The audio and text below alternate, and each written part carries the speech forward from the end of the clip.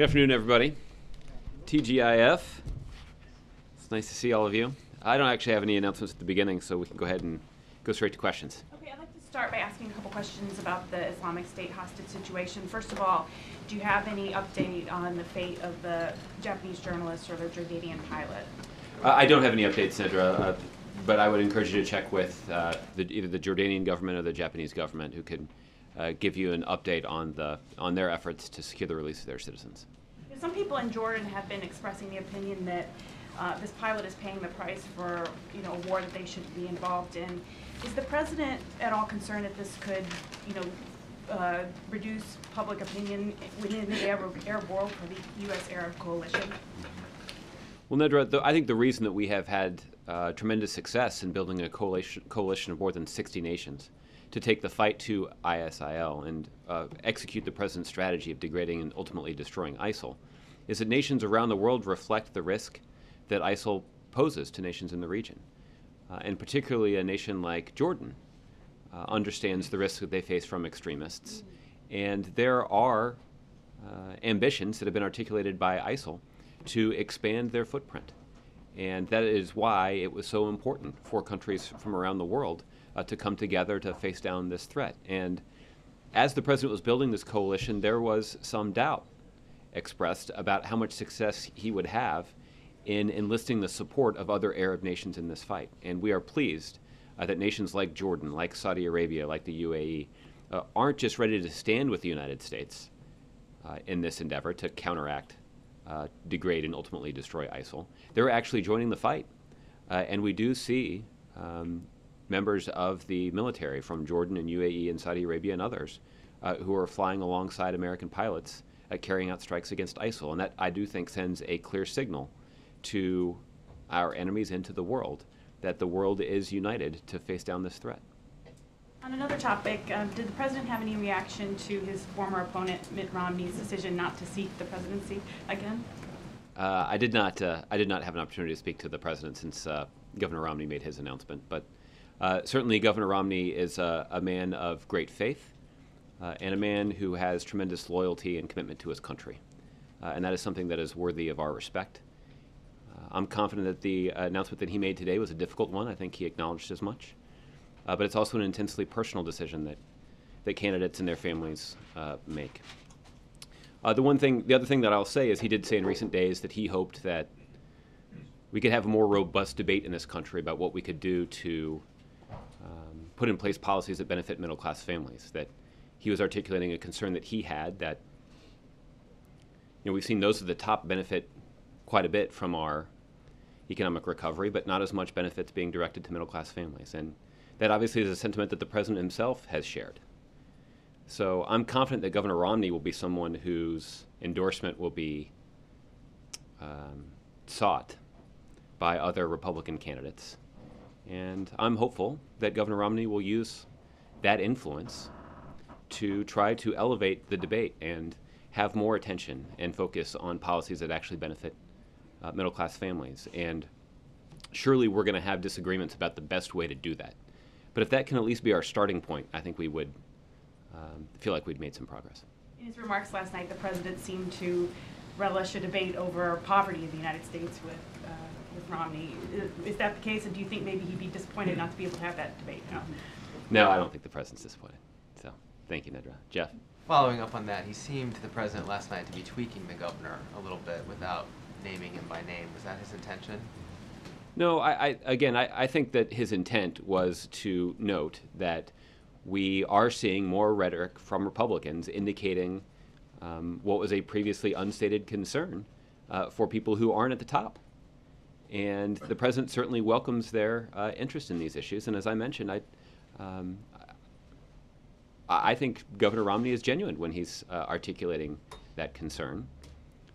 The problem is, and this is something that we've seen too often from the Republican side, that they've essentially used the middle class as a talking point and not actually put forward policies that benefit the middle class. So, again, to the extent that Governor Romney can use his influence to try to change the fundamentals of this debate in a way that will actually focus on what we can do to benefit the middle class and those who aren't in the top 1%, which is where so many of the Republican policies seem to be aimed, then that would be a really good thing. And it certainly would be a way for Governor Romney, although he has indicated that he's not going to be a candidate, a way that he could substantially contribute to this debate. And on a couple other topics, Russia's central bank cut its interest rate today in reaction to the possibility of a recession in the country.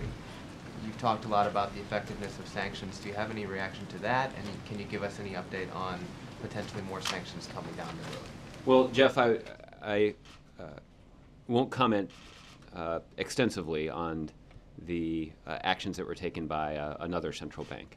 But I can say as a general matter that I also noticed that within the last week or so, the central bank had actually raised interest rates dramatically to try to protect the value of their own currency.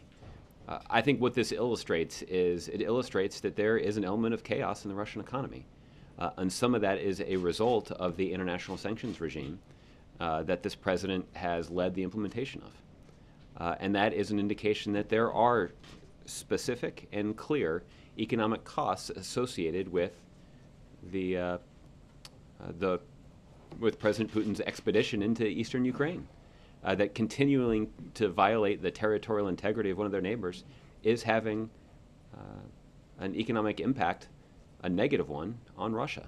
And as the days go by and as Russia continues to refuse to live up to previous commitments that they've made to de-escalate this conflict, those costs are only going to intensify. And we're hopeful that as these costs mount, that it will prompt the President Putin, to reevaluate his strategy. Peace talks over Ukraine have also stopped before they began because of additional deaths of civilians there. Is the White House watching that? Do you have any specific reaction to those deaths? We are continuing to monitor the situation in Ukraine, and we have seen repeatedly that the Russians have been unwilling to live up to their agreements, and that a lot of these deaths of civilians are the result of military actions that are taken by separatists that are supported and armed by the Russian military. And that is an indication that we need to change this cycle. And we are hopeful that as the international community continues to show their resolve and as the costs continue to pile up on the Russian economy, that President Putin will ultimately change course. Finally, the Greek government is having meetings this week. The White House released a readout the other day of the president's discussion with the prime minister. What's the White House's reaction to the new government's statement today that it will not cooperate with the IMF and European lenders about extending its aid package? Well, Jeff, I don't have a specific reaction to that announcement. I can tell you that in general, the president telephoned Prime Minister Tsipras earlier this week because the United States for a number of years now has been working closely with the EU and the Greeks to try to resolve so much of the financial and fiscal instability that we see over in Europe. And that does have implications and an impact on the U.S. economy and on the global economy, of course. So we're going to continue to work closely with the EU, and that means engaging with the new political leaders in Greece to try to resolve these differences and get Greece and Europe and the global economy back on a path toward growth and prosperity, because that ultimately is going to be in the best interests of the U.S. economy. Justin. First, I want to ask about GDP. It came in a little lower than expectations today, and I know the president has spoken a lot recently about how kind of promising economic signs are the reason that with his budget we can invest more in sort of all of his priorities. Is there any concern that some of the international factors that are dragging on now the U.S. economy are going to undermine the president's efforts to sort of make that argument? Justin, I'll tell you that may end up being true, but I don't think the GDP numbers that are released today are much evidence of that. The fact is this is one snapshot, and as you've heard me say for years up here now, we don't get too excited about one great economic report or too disappointed by one that doesn't meet expectations. The fact is what we're looking at are the longer trends. And even if you look at the more recent trends, just in the last 6 months of 2014, the economy grew at a rate of 4%. And that is certainly a pretty robust rate of growth. And that's momentum that we want to build on. And that's why so many of the policies that the president laid out in the State of the Union would try to capitalize on that momentum. At the same time, we have said, and this is what I tried to acknowledge at the beginning of my answer to your question, is that there are consequences for a slowdown in the international economy on the U.S. economy. And we do continue to be concerned about some of those things. It's something Jason Furman appeared at the briefing with me about a little over a month ago now, and talked about some of the potential impacts from the slowing global economy. And certainly our work with the Europeans that Jeff asked about is evidence of our ongoing efforts to work with the international community to strengthen the economy around the globe, because that's going to have important benefits for the U.S. economy here at home. And then last night in Philadelphia, it sounded like there was a lively exchange on trade between the president and House Democrats. And I know that the president promised to loop them in more as these trade deals are being developed, and kind of made his argument for why they were important. So I'm wondering, after that discussion, if you guys feel as if you've got the 50 or so House Democrats that you need for trade promotion authority. Well, the president wasn't there to count votes last night. The president was there to have a conversation about his strategy when it comes to these conversations about opening up markets for American exports. And the president did lay out a pretty compelling case. It's not that different than the case you heard him make in the State of the Union. So this is a process. We're going to continue to have a conversation with Democrats and Republicans, both supporters of these kinds of trade agreements and some people who have indicated an opposition to them. The president does have a strong case to make about how an agreement that he will sign will only be an agreement that is in the best interest of American middle-class families and in the best interest of American businesses. And that's our, that will sort of be the guidepost as we pursue this agreement with a range of other countries in the Asia Pacific. And we'll make our case to Democrats and Republicans alike along those lines. I will say that the president, over the course of the last 6 years, based on the success that his policies have had in strengthening our economy after the worst economic downturn since the Great Depression, should give those who are concerned about the middle class some confidence that the president knows what he's talking about when he says he's going to go out and stand up for middle-class families. Even if he wasn't counting votes, did the president come away from that feeling as if there was enough Democratic support for... Well, I'll say that the president came away with the impression that people were focused on this issue. And I do think that he came away with the impression that he got a fair hearing from the Democrats who were in attendance. I do not anticipate that every single Democrat is going to end up voting for this thing. But I do think that as long as people give the president an opportunity to present the facts and to ask legitimate questions about the details of the agreement, then I think we're going to have an opportunity to continue to make our case, and I think we're going to win some support as a result. Mr. Vaquera. Thank you. Taking the Middle East. Israel has announced plans. I was there earlier this week, but we can go back if you'd like. Israel has announced plans to build 450 units on the West Bank. The chief Palestinian negotiator has said that this is a result of impunity granted by Israel, a reference to the speech that the speaker has invited the Prime Minister to make here. What is your reaction to the announcement by Israel? Well, Mike, we've on a number of occasions had the opportunity to make clear our position on settlement activity. Our position is that we believe that settlements are illegitimate and counterproductive to achieving a two-state outcome. We have deep concerns about these highly contentious settlement construction announcements. They will have detrimental impacts on the ground, inflame already heightened tensions with the Palestinians, and further isolate the Israelis internationally. The United States, as a close ally of Israel, works uses our diplomatic influence around the globe to try to build support for Israel. And an announcement like this only serves to further isolate them. I can tell you that issuing tenders like this does nothing to bolster Israel's security. It does not increase its prosperity, and it does not further the cause for peace. In fact, it does precisely the opposite. Do you suspect a political motive on the part of the Prime Minister coming so soon before the elections, which you've alluded to? It's unclear to me exactly what their motive is. But what is clear is that this, in our view, would only undermine the ability of the Israelis to build support internationally and to ultimately secure the kind of peace agreement with a two-state outcome that we believe is clearly in the best interest of Israel's national security. Kristen. Josh, thank you.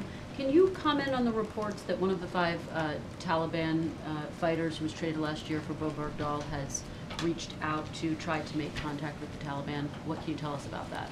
Well, I can tell you that there are a couple of facts that are important that should be reflected in the reporting.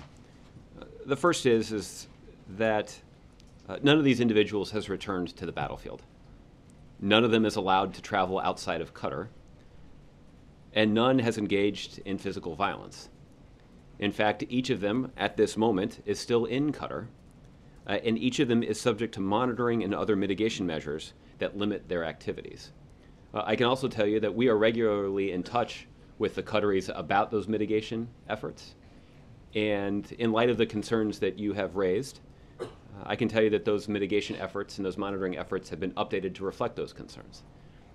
But I can tell you, because of the cooperation we've gotten from the Qataris and because of the conversations that they've had with our national security team here in the administration, that we continue to have confidence that there are measures in place to substantially mitigate the threat that they pose to American national security. Can you be specific? What do you mean by updated? Mitigation efforts have been updated. Yeah, unfortunately, I'm not in a position, I think for a variety of reasons, some of which are obvious, I'm not in a position to detail the mitigation efforts that are in place. And I know that you're making the point that this individual hasn't returned to the battlefield, but doesn't it suggest that releasing these prisoners could potentially pose a threat to the United States? Well, Kristen, you'll recall that when this transfer from Guantanamo Bay from the prison at Guantanamo Bay to Qatar, that the Secretary of Defense had to independently certify that there were sufficient mitigation measures in place to substantially mitigate the threat that they pose to American national security. And Secretary Hagel certified as such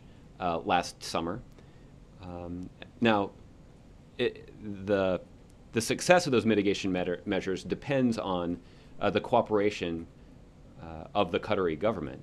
And I'm pleased to report to you that we've gotten good cooperation, and there is good coordination between the United States and the Qatari government about these measures that need to be implemented. And the fact that we are updating them to reflect some of these concerns, I think, is evidence that we have a system in place that is protecting American national security right now. And the fact that this contact happened in the first place, will it make the administration, has it made the administration rethink the effort to essentially close Guantanamo, to step up its release of some of these prisoners? No, it does not, and simply because keeping the prison open undermines our national security. That is the view of the President of the United States. It's been his view since he campaigned for this office in the first place. It actually was the view of the previous administration, who also advocated for the closing of the prison at Guantanamo Bay. The fact is that prison at Guantanamo Bay only serves as a recruitment tool for terrorists. It drains our resources. As the President mentioned in the State of the Union address, we spend $3 million a year per prisoner to keep them locked up at the prison at Guantanamo Bay. That certainly is not a good use of our resources. And the opening of that prison, or the prison's continued operation, has only served to damage our relationships with countries around the world, countries we rely on to protect our national security. So the President believes that it is an easy call, that we need to close the prison at Guantanamo Bay. And as we transfer prisoners from the prison, we need to make sure that we have measures in place to mitigate the risk that those individuals pose to the United States. And in the case of these 5 individuals, that's exactly what we have. And just to put a fine point on it, you can say with confidence that this individual right now does not continue to pose a threat to the United States. Well, what I can say with confidence is this individual has not returned to the battlefield. This individual is not allowed to travel outside Qatar. And this individual has not engaged in any physical violence. In fact, this individual is still in Qatar right now and is subject to monitoring measures that mitigate the threat that this individual poses to the United States of America. I want to ask you about something here at home. There's a lot of concern, particularly among the CDC officials, about this recent spread of measles. It's now impacting people in 14 different states. There's been concern as we get closer to the Super Bowl. How concerned is the White House? How closely is the President being informed by the CDC? Well, the CDC is obviously monitoring this very closely, and we have our public health experts across the country who are taking a careful look at this. I mean, I think what those experts would tell you is that their recommendation is that if you're sick, we recommend that you don't get on an airplane and you don't go to crowded locations. And that's true of the flu and of other illnesses as well. But this obviously is an illness that's a little bit more potent than the flu. And has certainly attracted the attention of our public health professionals, both here in the federal government, but also in states and communities all across the country, and it's something we're going to continue to closely monitor. And obviously it's revived the debate over vaccines. Does the White House have a message about that? I mean, should people be getting vaccinated? Well, the President certainly believes that these kinds of decisions are decisions that should be made by parents, because ultimately when we're talking about vaccinations, we're typically talking about vaccinations that are given to children. But the science on this, as our public health professionals I'm sure would be happy to tell you, the science on this is really clear. The people should get vaccinated. That's certainly what They the science should. indicates, and that's obviously what our public health professionals recommend, and being guided by the science in matters like this is typically the right approach. Okay. Kevin? Josh, thanks. An interesting question posed by Politico today about lurching leftward from a policy perspective, perhaps budgetary perspective. Is that a fair characterization of how the president is now leading? Is there still an opportunity for grand bargaining or centrist policies moving forward? Well, Kevin, I think what I would say is that the president is driving toward the middle, not on the ideological spectrum, but driving toward the middle class. And that has exactly been the focal point of his domestic policy-making agenda since he took office.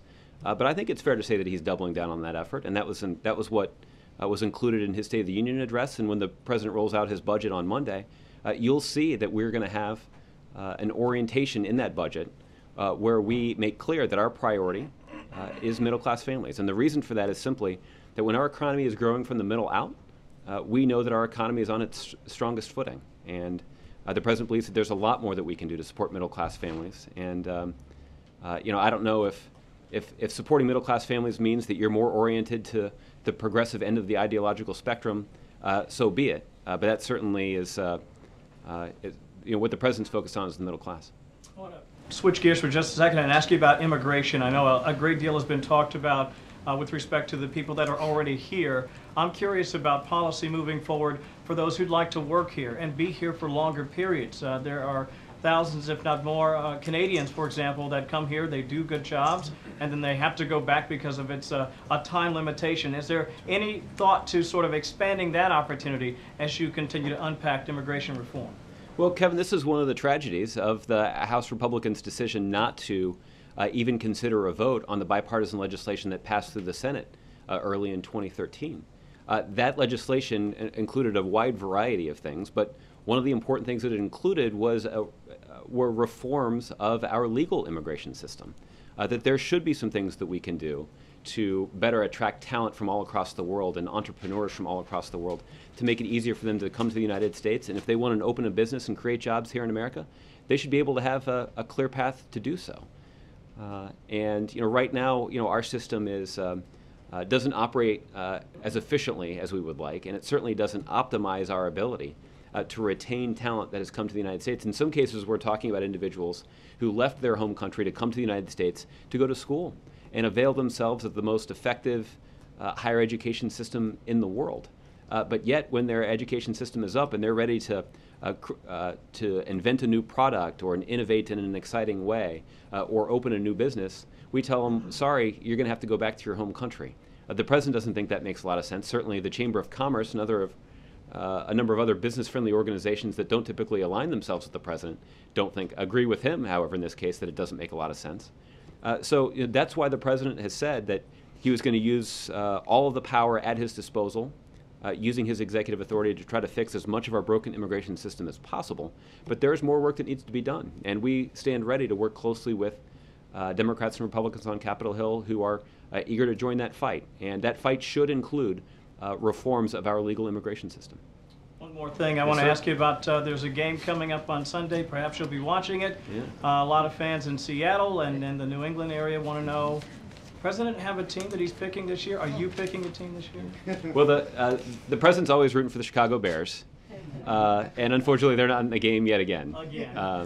The president told House Democrats last night that he wasn't going to choose sides in this particular contest, but he's just hoping for a good game. I think I could say the same thing for myself. So, Major. Josh, the House Republicans have put together a working group to draft an alternative, they say, to the President's Affordable Care Act, and doing so in anticipation of King versus Burwell before the Supreme Court. Two questions. Do you think there is anything premature about putting together a working group in anticipation of a Supreme Court decision that may strike down a key component of the Affordable Care Act? And in general, White House reaction to what has long been missing from the Republican argument about Obamacare, that is to say, a full-blown legislative replacement. Yeah. Well, I guess what I'd say, Major, is that they're not premature. They're about 5 years too late. We've been waiting for years for Republicans to actually engage constructively in putting forward a plan to fix our reform our healthcare system. And that's why the president, had to drive so hard to get this across the finish line, because, again, he was obstructed at every turn by Republicans. So the president has also said, since that success of passing a healthcare reform that has expanded health insurance to millions more Americans and actually limited the growth in healthcare costs to the lowest level in recorded history, that we welcome ideas from Republicans for actually improving the law. The fact of the matter is they've voted more than 50 times to actually try and eliminate the law. So it's not really clear that either A, Republicans are serious about putting forward their own plan, or B, actually even serious about trying to reform our healthcare system in a way that's actually good for small business owners and middle-class families. Do you think there is anything to the idea that if King versus Burwell goes against the Affordable Care Act, the act itself becomes largely toothless in dealing with national health care?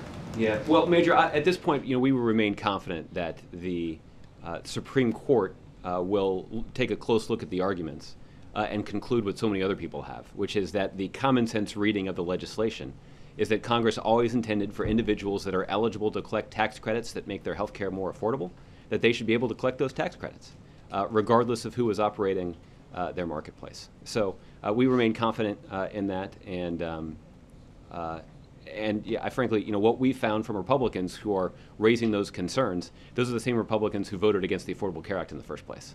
So it's hard to take their concerns very seriously. On Monday, Strobe Talbot, Michelle Flournoy, and several others will put forward a recommendation on administration policy in Ukraine. Among the things they're going to suggest is that this administration provide military equipment to Ukraine, because after many, many months of using economic sanctions, they will argue the Ukrainian government needs financial resources of a greater degree than so far provided, and the military means by which to make the continued use of Russian separatists too painful for Russia.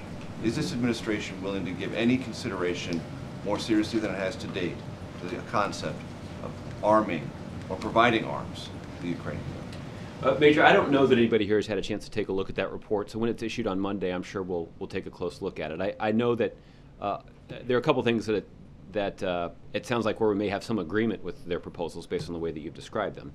The first is that there is substantially more financial support that we can offer the Ukrainian government, that as a result of the this instability in their country that's been fomented and aided and abetted by the Russians, they've sustained some pretty significant economic costs themselves.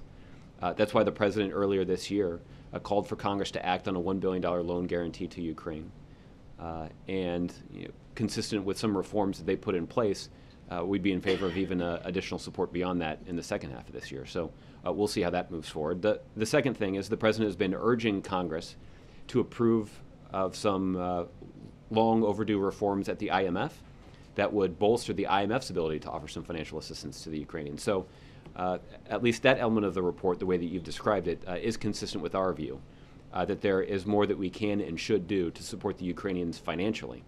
As it relates to military support, the president's been reluctant to do that, principally because in his mind, Becoming more open to it. well, I think at this point what I would say is he continues to be reluctant because ultimately there's not going to be a military solution to this problem, right? This is the kind of dispute that has to be resolved diplomatically, and what we need to do is we need to see the Russians actually abide by the commitments that they've already made at the negotiating table.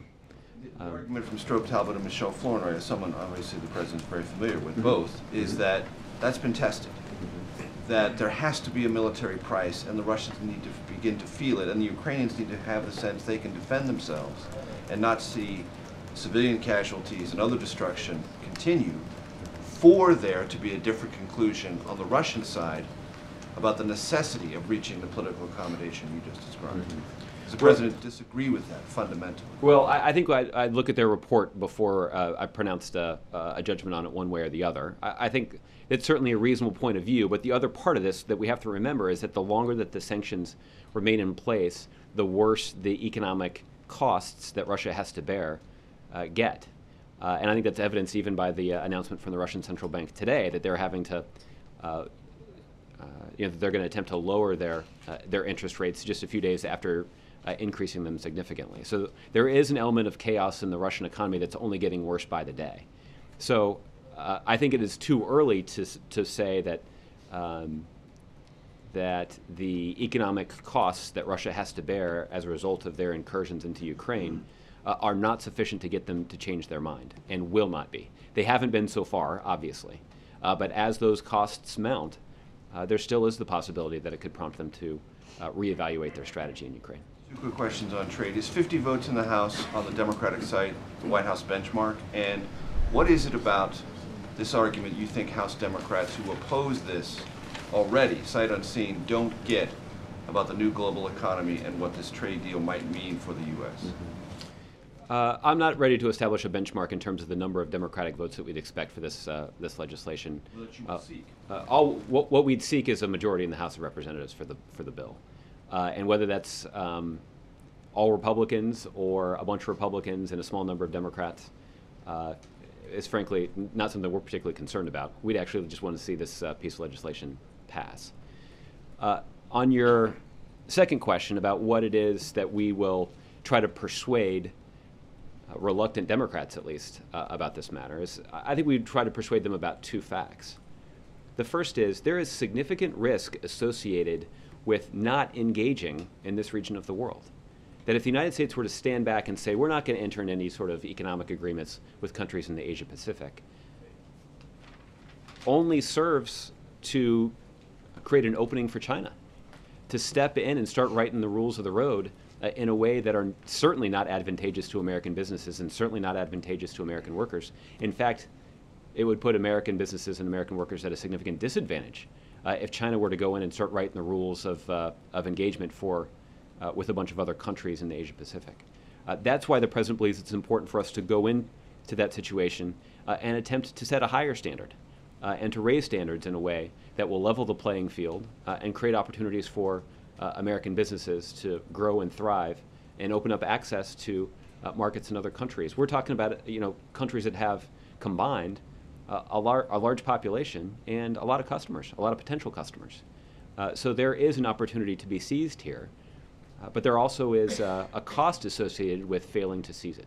And that is what is on the mind of the President. And I think the second thing is, and again, this is what I would expect to be an argument that's pretty persuasive for a lot of Democrats in Congress. When the President says he's not going to sign an agreement that he doesn't believe is clearly in the best interests of American middle-class families, he means it. And there is an interest that other countries obviously have in trying to strike an agreement with the United States. This is the most dynamic economy in the world. And it's understandable that other countries would want to have more access to sell their goods here or to locate some of their businesses here. So we've sort of got the carrot on the other end. The stick is making sure that this is an agreement that's clearly in the best interests of American businesses and American middle-class families. And that is the criteria that the President will use to evaluate this agreement. And the President, as I mentioned, over the last 6 years or so, has put in place a whole host of policies that are clearly in the best interest of middle-class families. So he's got some credibility built up around these issues. And again, I wouldn't expect that argument to carry the day with every single Democrat in the House of Representatives. But I do think that the President deserves and so far has gotten a fair hearing. But this is a case that we'll be making in the weeks ahead. Okay, Jim? Just put a finer point on the measles and vaccine issue. When you say that it's the parents, that you prefaced your comments by saying that the parents would have that decision. Are you supporting those who, not for religious reasons, but because they have a special reason for it, which may be based on faulty science, are holding their kids back from getting vaccines? Does the President support that? Well, the President believes that everybody should be listening to our public health professionals.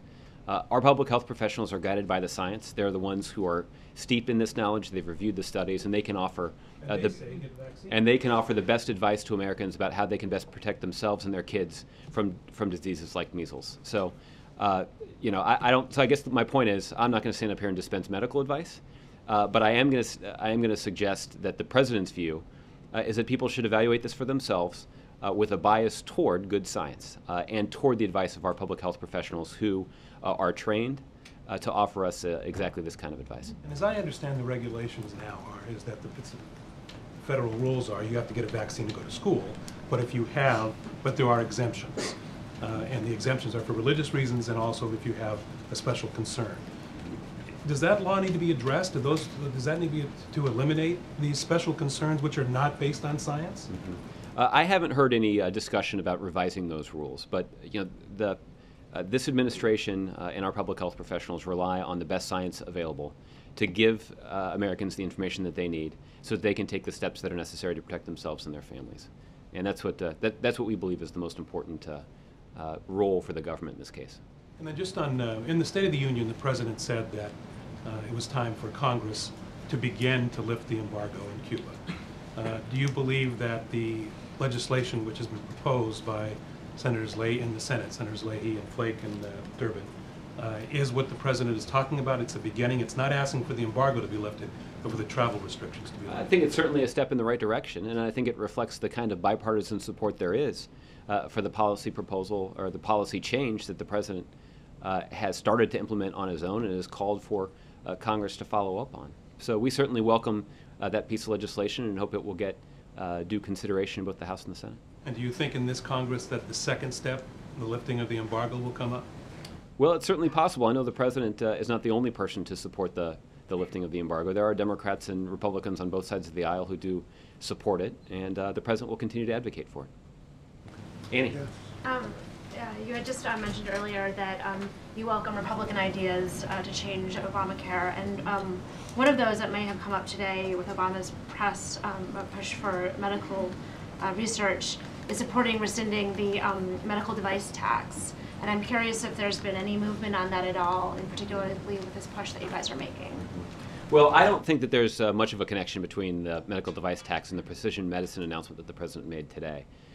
The announcement that the President made today related to precision medicine is part of a substantial investment that he believes is necessary in the kind of medical innovations that could serve to dramatically overhaul healthcare in this country in a way that would have tremendous benefits for the health and well-being of people all across the country. The President is also supportive of those kinds of investments because they have important economic benefits as well. That right now it's difficult to predict exactly what kind of businesses could sprout up around some of these innovations, but there is tremendous economic potential associated with a lot of this research. And so for both of those reasons, the President strongly believes that this is a worthwhile investment, and he'll have more details about what that investment actually is in his budget. Well, many of those companies, though, are many of the companies that come up with these innovations are pushing for the medical device tax to be rescinded for that very reason, that it will give them more time and more resources to put into research. Mm-hmm. Well, we certainly have indicated a willingness to have a conversation with Republicans about the medical device tax. I know some of them have expressed some concerns about it, and we're certainly willing to have that conversation. But I don't think there's any reason why that medical device tax would in any way limit the kind of innovation that the President believes could revolutionize healthcare and has great economic potential for both those well-established healthcare companies, but also new companies that could emerge as a result of some of this new technology. And then just on the Super Bowl, I'm wondering if the President has any thoughts about either whether NFL has done on domestic violence or on the issue of concussions. Mm-hmm. Well, as I think has been covered in a lot of the reporting, this has been a challenging year for the NFL, and there are a range of important issues that I think that even they've acknowledged that they need to address. And I haven't heard the President sort of evaluate the specific response of the NFL to some of these challenges, but certainly acknowledging that these challenges exist is an important first step, and there's no question that the NFL has done that. Jim? Getting back to the President's remarks last night, specifically when he referenced Governor Romney, the President did say that Governor Romney is a former presidential candidate on the other side who suddenly is just deeply concerned about poverty. He was zinging Romney, was he not? Well, Jim, I think the President was observing a phenomenon that we've seen emerge from the mouths of many members of the Republican Party in the last few months. That all of a sudden a party that has for years advocated policies that benefit those at the top with the expectation that those benefits may trickle down to those in the middle, that all of a sudden, at least some Republicans seem to be changing their tune and indicating that they're now actually all of a sudden interested in helping middle-class families. The President welcomes their interest, but is hopeful that their interest is a signal of actual policy proposals and not just a new set of talking points. And how much does the president expect his message, the one that he delivered last night, the message that he's trying to convey in this upcoming budget proposal, is picked up by Hillary Clinton or Democratic Party heading into 2016? Is he trying to set the table for whoever may be running for that nomination in 2016? I mean, the short answer to the question is no. What the president's trying to do is he wants to set the table for some progress for the country over the course of the 2 remaining years of his presidency. And the president is hopeful that he can work with Congress to make some of that progress. The president also is the first to acknowledge that he may have to take some steps on his own to realize some of that progress, and he's willing to do both.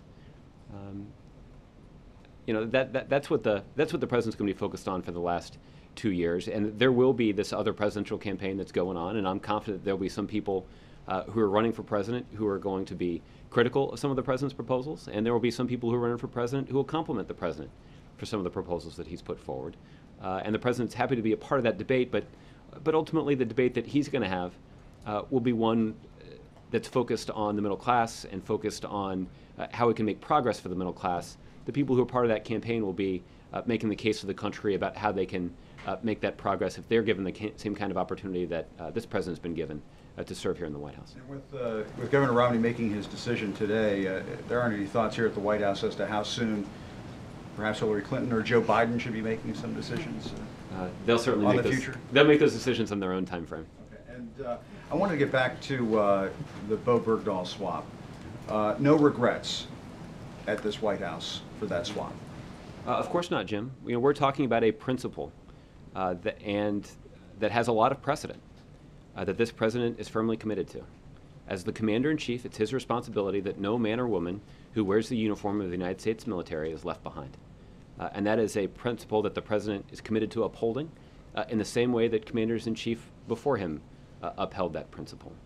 That ultimately is where this debate starts and stops for him. And you said that none of these individuals have returned to the battlefield. Has the administration confirmed that? That's correct. And when was that confirmation made? Was that just made in recent days? Well, each of these contacts made in recent days to confirm that?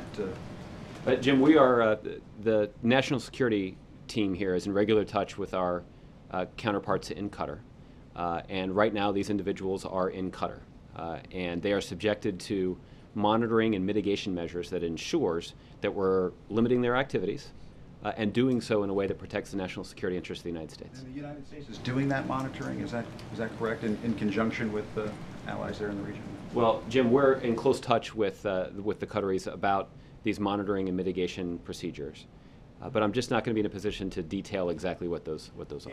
And I'm sorry, just to button it up, the fact that this individual was perhaps in contact with people on the battlefield or in that theater of concern, does that concern the White House?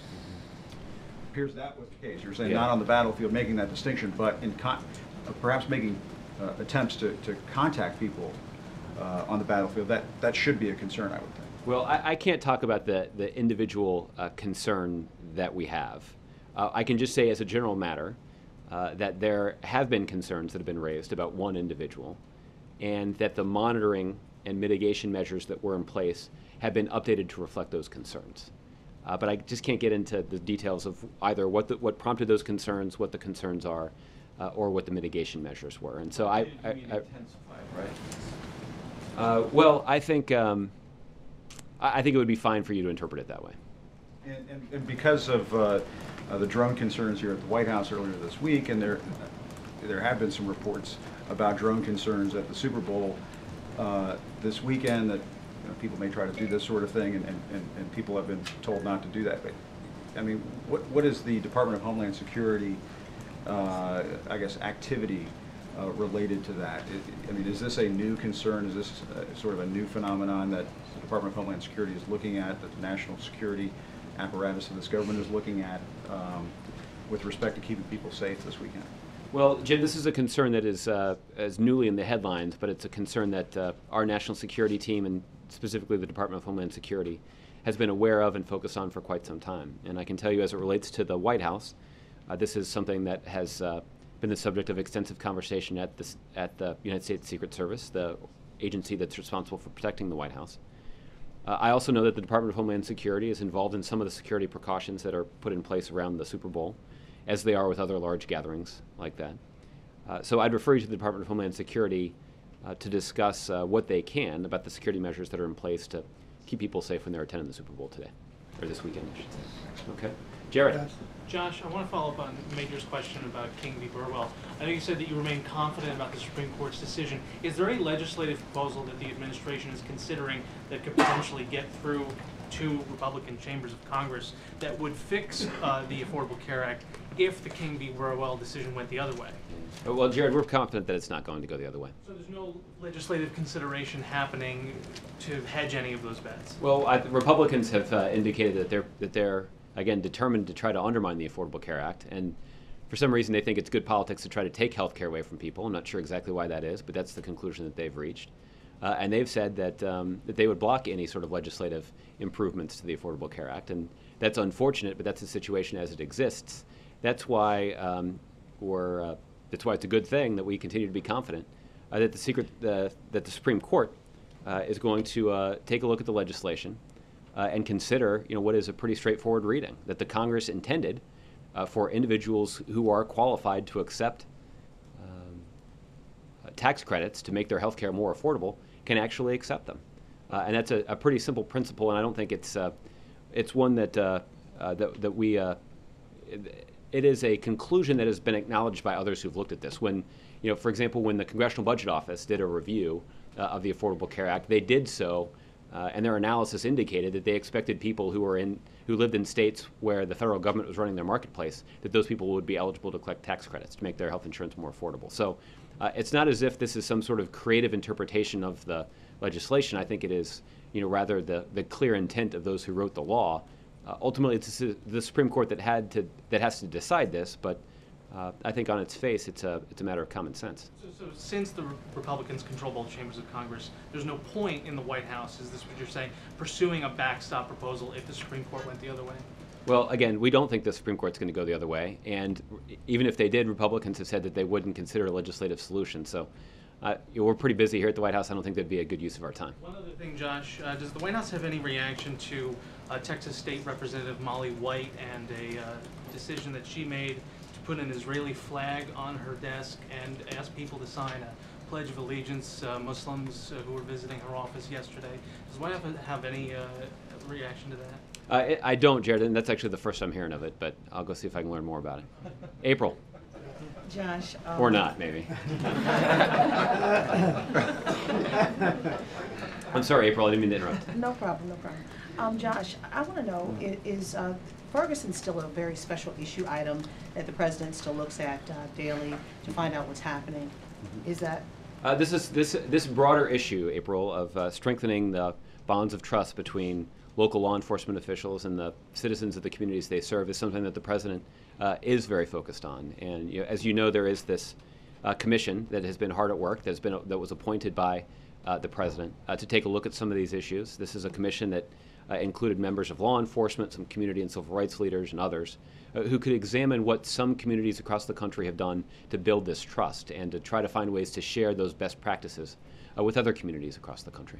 Since you're still looking at that issue, what did the president say about the stuff that happened in Ferguson as tensions are still very high between the black community and law enforcement there? April, I haven't talked to the president about it. I have seen the news reports that you're referring to, and I think this is an indication that there's more work that needs to be done on this, and I don't think that's a surprise to anybody. That some of the I actually in that community. And I don't think that's a surprise to anybody. I think that so much of the turmoil that we saw in that community over the summer and fall were not the result of issues that had just cropped up. These were issues that were long simmering and erupted in rather tragic ways into public view.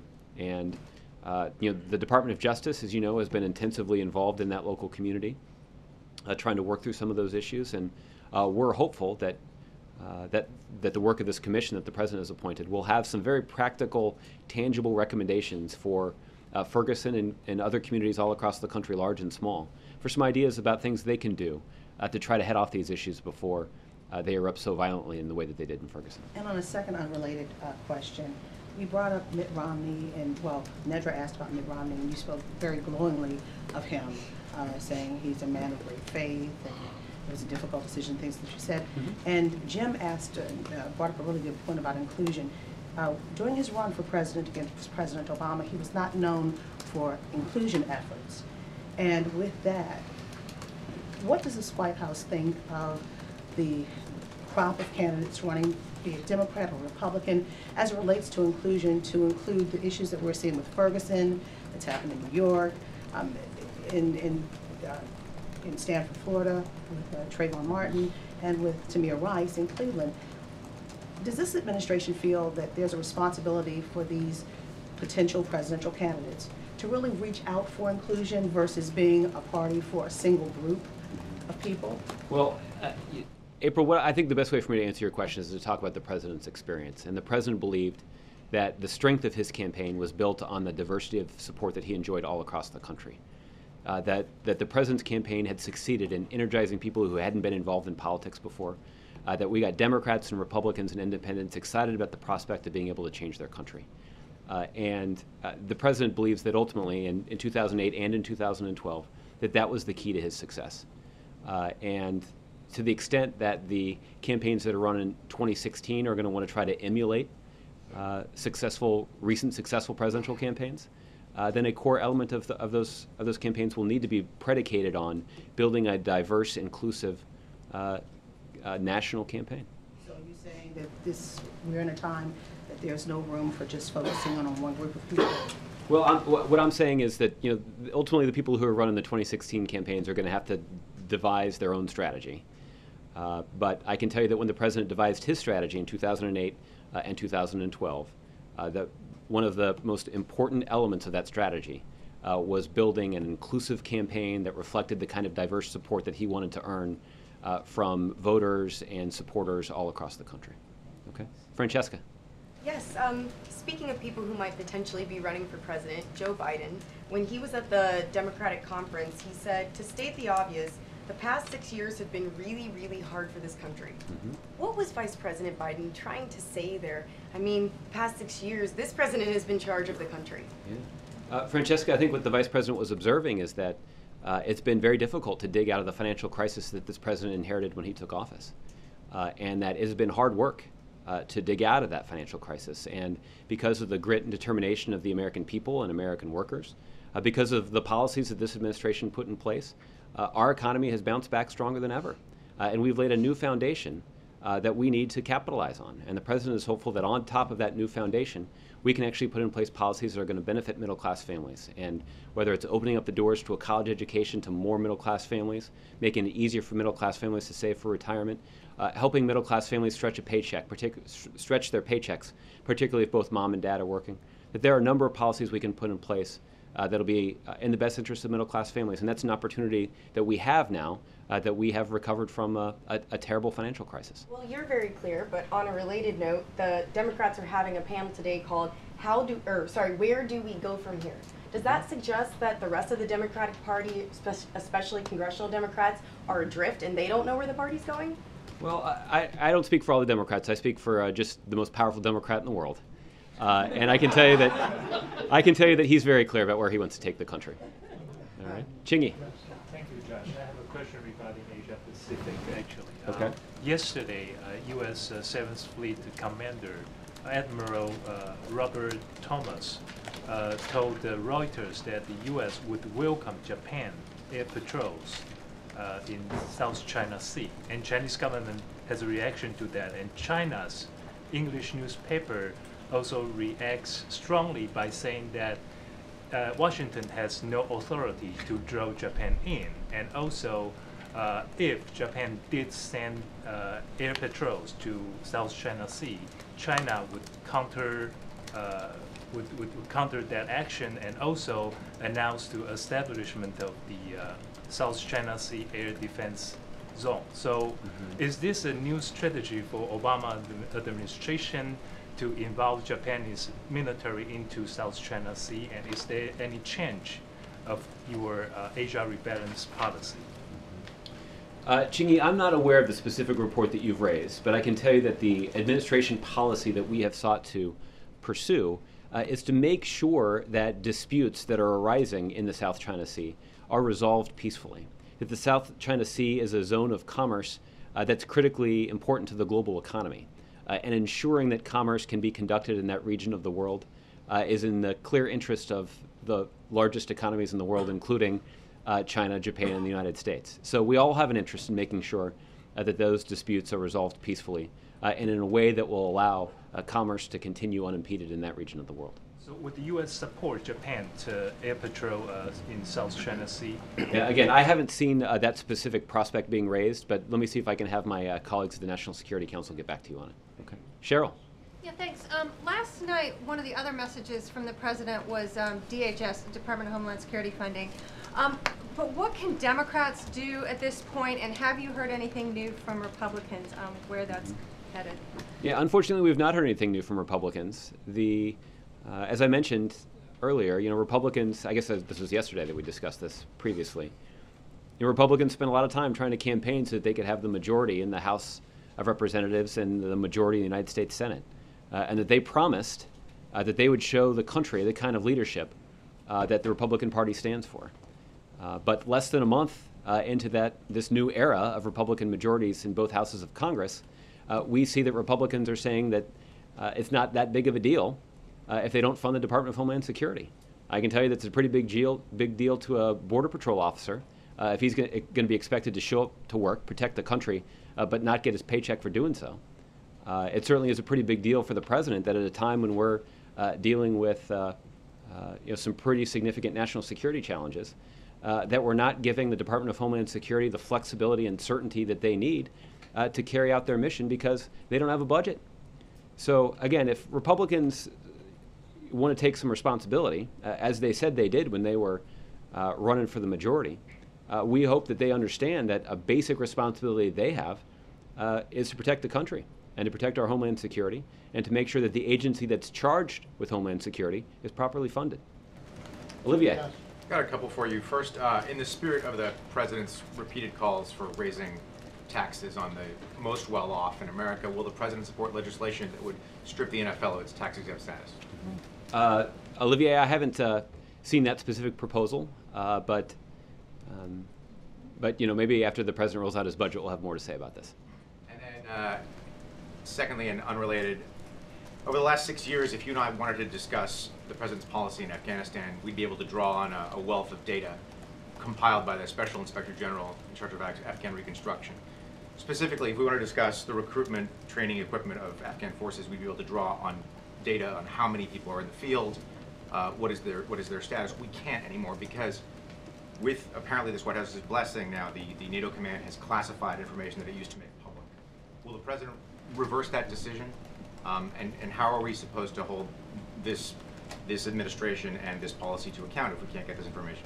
I have to admit, Olivier, I'm not aware of this specific issue, but we can take a look into it for you. And the president has made it a priority to try to be more transparent, and that has included trying to limit the overclassification. There is a tendency to classify data in a way that ultimately, upon further review, isn't necessary. I don't know whether or not this is one of those situations, but we can take a look into it and get back to you. I appreciate that. Okay. Mark. One more on the president's speech last night. He said there is no economic metric by which we are not better off. Now, does he include the national debt in that?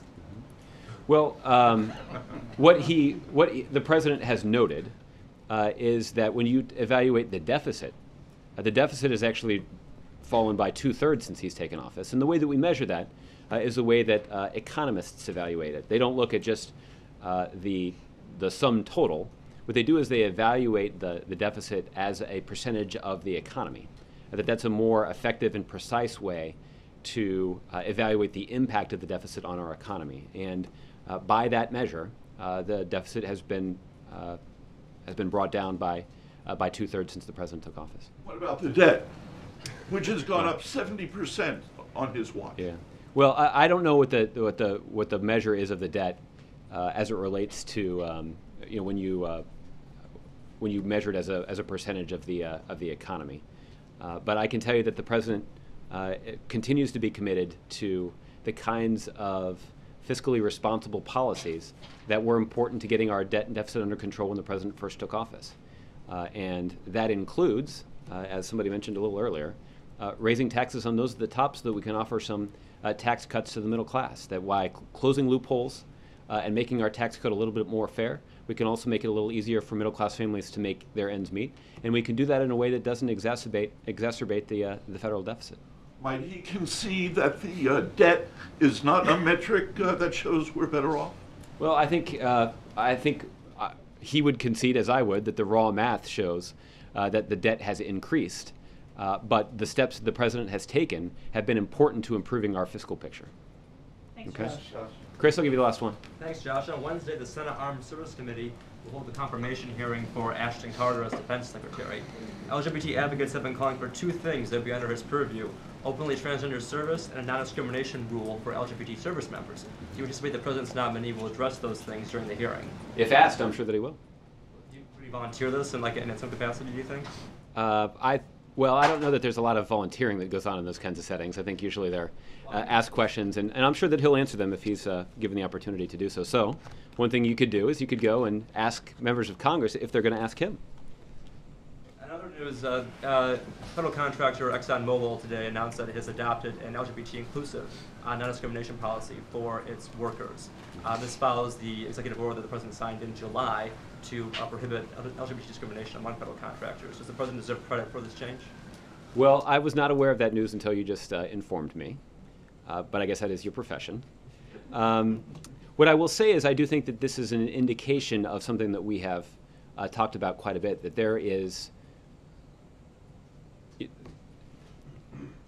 are a number of ways that the president can advance the kind of agenda that he thinks is in the best interest of the country. Sometimes that's by passing legislation that would apply broadly across the economy and across the country. Sometimes it's about the president taking action that applies only to the federal government and using that as a model for other businesses that are considering or other entities that are considering similar action. So we've seen this when it came to the minimum wage, that the president was able to raise the minimum wage for federal contractors. And that in conjunction with that, we saw that other states said, you know what, that's probably a good idea in our states. Or voters in other states said, you know, we should raise the minimum wage in our states. So there is a way for the president to use his executive authority in a way that may, at the beginning, have only a limited effect, but does serve to motivate and, in some cases, even inspire other states or other companies or other organizations to take similar steps. And certainly, we're gratified by the success that we've had when it comes to pushing other states to raise the minimum wage or states to expand access to quality early childhood education. And it's possible, based on what you've described to me, that this may be an example of that as well. I just want to go back to my first question, because I wasn't really satisfied with that response. Those two issues, openly transgender service and... There's a lot of that in this building sometimes. It's okay. The LGBT non-discrimination Part of my policy. profession. Do you think those are two things that the Pentagon could implement either before or after confirmations? I don't know. You'll have to check with the Pentagon about that. Okay. Want to do a week ahead before we go? The president will be here at the White House to watch the Super Bowl with some friends and family. As you may know, the president on Sunday will be doing an interview with NBC's Savannah Guthrie. That will be, I think, around 4:30 on Sunday. They'll be aired live. So those of you who are watching the Super Bowl should tune in early for that. Is it going to be a party? I'm sorry? Gathering. Is it going to be a party like? I think they're hoping to have a little fun while they're watching the football game. You know what I'm talking about. I'm not sure that I totally do. Large numbers of people, big screen TVs, Yeah. popcorn, pretzels, all that stuff, like it's been in the past. I think there'll be some of that, yeah. Okay. On Monday, the president will deliver remarks on the FY 2016 budget at the Department of Homeland Security.